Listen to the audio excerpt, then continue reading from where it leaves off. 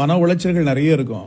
ஏன்னா பிசாசுனுடைய டார்கெட்டை வந்து நம்மளை அழிச்சிடணும். ஏன்னா நம்ம மேல ஒரு பெரிய திட்டங்கள் இருக்கும் பொழுது, எப்போதும் யார் மேலாம் பெரிய பெரிய திட்டங்கள் இருக்கிறதோ அங்க பயங்கரமான மனசோர்வுகளும் நெகட்டிவ் தாட்ஸ், நிறைய பயங்கரமான அப்படிப்பட்ட தாட்ஸ் வரும். நீ எதுக்கு வாழணும், நீ செத்துரு, அப்படிதான் என்னுடைய வாழ்க்கை நிறைய போராட்டங்கள் வரும்.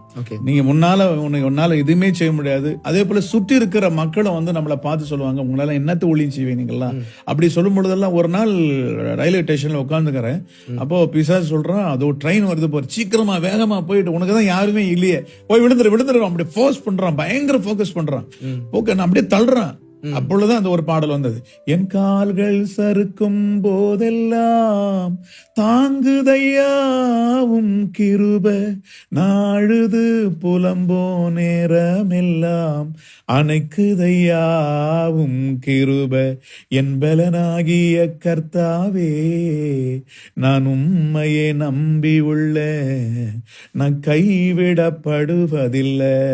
இப்படிப்பட்ட மன உளைச்சல் வரும்பொழுதெல்லாம் ஒரு வேடை கொடுப்பார் ஆண்டவர், பாட்டை கொடுப்பார். பாட்டு கொடுத்து அது மறுபடியும் நமக்கு பூஸ்ட் ஆயிடும்.